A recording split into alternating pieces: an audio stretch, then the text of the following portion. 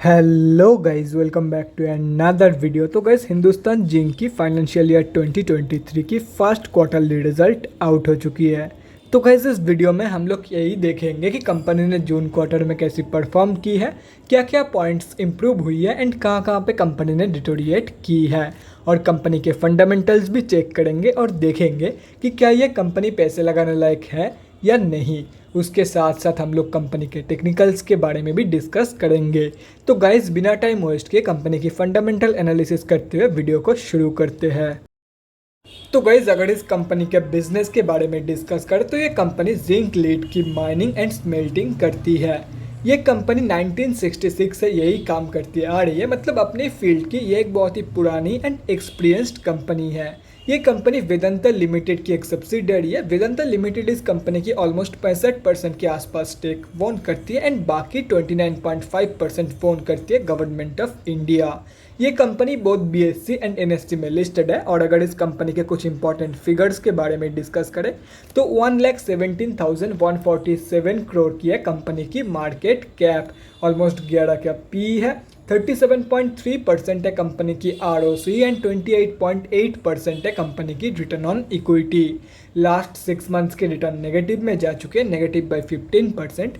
And last 3 साल की जो सेल्स ग्रोथ है वो 11.7% के आसपास निकल के आ रही है। बुक वैल्यू से काफ़ी ऊपर ट्रेड कर रही है। डिविडेंड यील्ड 7.57% है, फेस वैल्यू 2 रुपये की है एंड प्रोमोटर्स की होल्डिंग 86% प्लेज हो रखा है। अभी अगर इस कंपनी की जून क्वार्टरली के रिजल्ट के बारे में डिस्कस करें तो गाइस, जून 2022 की क्वार्टर की कंसोलिडेटेड फाइनेंशियल रिजल्ट आप लोगों के सामने है एंड यहाँ पे जितने भी सारे फिगर्स हैं वो सब क्रोर्स में दिया हुआ है। तो गाइस, सबसे पहले कंपनी की इनकम चेक करते हैं। तो जून 2022 की क्वार्टर में कंपनी ने 9697 करोड़ की इनकम जनरेट किया है। जून 2022 की क्वार्टर में कंपनी ने 6880 करोड़ की इनकम जनरेट किया था एंड लास्ट क्वार्टर में मतलब मार्च 2022 की क्वार्टर में कंपनी ने 9074 करोड़ की इनकम जनरेट किया था। तो ईयर ऑन ईयर बेसिस पे कंपनी ने एक बहुत ही ज़बरदस्त इनकम ग्रोथ दिखाई है and quarter on quarter basis में भी कंपनी ने एक हेल्दी इनकम ग्रोथ यहाँ पे दिखाई है।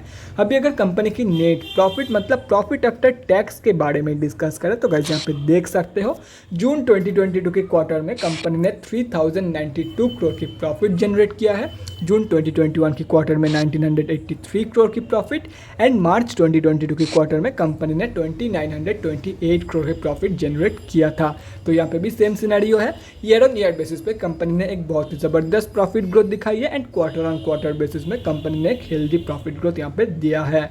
अभी अगर कंपनी की अर्निंग पर शेयर के बारे में डिस्कस करें तो यहाँ पे भी सेम सिनेरियो आप लोग को देखने को मिल जाएगा। क्वार्टर ऑन क्वार्टर बेसिस पे and year on year basis पे कंपनी ने एक हेल्दी यहाँ पे अर्निंग पर शेयर की ग्रोथ दिखाई है, यहाँ पे आप लोग साफ देख सकते हो। तो गाइस, ओवरऑल जो जून क्वार्टर की रिजल्ट निकल के आई है वो बहुत ही तगड़ा निकल के आई है, मतलब स्ट्रॉन्गर साइड में निकल के आई है। अभी अगर कंपनी की बैलेंस शीट की हेल्थ के बारे में डिस्कस करें, फाइनेंशियल ईयर 2022 में कंपनी की रिजर्व इंक्रीज हुई है एंड डेट रिड्यूस हुई है, जो कि किसी भी कंपनी के लिए बहुत ही ज़बरदस्त है। मतलब बैलेंस शीट की हेल्थ इंप्रूव हुई है इन FY 2022 एंड अगर ओवरऑल देखा जाए तो डेट के कंपैरिजन में 10 गुना से भी ज़्यादा पॉजिटिव रिजल्ट मौजूद है कंपनी के पास। मतलब ये एक ऑलमोस्ट डेट फ्री कंपनी है एंड ओवरऑल जो बैलेंस शीट की हेल्थ है वो भी ज़बरदस्त है। और अगर कंपनी के कैश फ्लोज के बारे में डिस्कस करें तो कैश फ्लोज की जो कंडीशन है वो भी इम्प्रूव हुई है इन FY 2022। फाइनेंशियल ईयर 2021 में कंपनी के पास नेगेटिव 1565 करोड़ की कैश फ्लोज मौजूद थी, जो कि अभी इम्प्रूव होकर पॉजिटिव 1279 करोड़ की हो चुकी है। और अगर कंपनी के शेयर होल्डिंग पैटर्न के बारे में डिस्कस करें तो गाइस, यहाँ पे आप लोग देख सकते हो जून क्वार्टरली की शेयर होल्डिंग पैटर्न आप लोगों के सामने है। तो गाइस, जून की क्वार्टर में प्रमोटर्स की होल्डिंग, DIIs की होल्डिंग एंड गवर्नमेंट की होल्डिंग अनचेंज्ड है। बाकी FIIs ने बाइंग करी है in June quarter and end of the quarter अगर देखा जाए तो पब्लिक से माल उठा गया है। एंड यहाँ पे आप लोग देख सकते हो पब्लिक की जो होल्डिंग है वो सिर्फ और सिर्फ 1.69% है एंड पब्लिक में कोई भी बड़े रिटेलर की होल्डिंग नहीं है। मतलब 1.69% इस कंपनी में हम आप जैसे छोटे मोटे रिटेलर की होल्डिंग है। एंड यहाँ पे आप लोग DIIs में कौन कौन है यहाँ पे देख सकते हो। तो गाइस, अभी कंक्लूजन पे आते हैं कि आप लोगों को इस कंपनी में पैसा लगाना चाहिए या नहीं। तो देखो गाइस, कंपनी की जो फंडामेंटल्स है वो एकदम स्टेबल है, ये एक फंडामेंटली स्ट्रॉन्ग कंपनी। तो आप लोग डेफिनेटली इस कंपनी में short term and long term के लिए इन्वेस्टमेंट प्लानिंग कर सकते हो।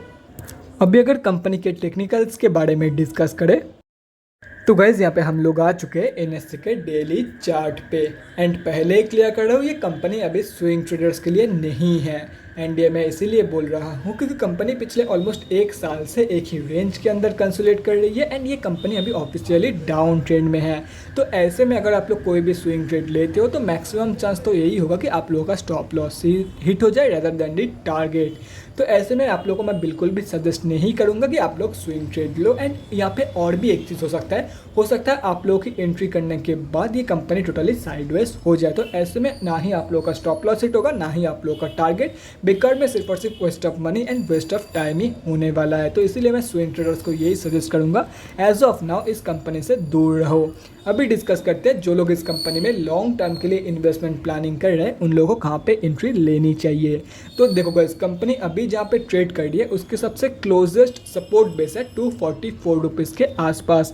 तो अगर ये कंपनी आप लोगों को इस लेवल पे मिल जाती है तो आप लोग डेफिनेटली इस कंपनी में लॉन्ग टर्म के लिए एंट्री प्लान कर सकते हो।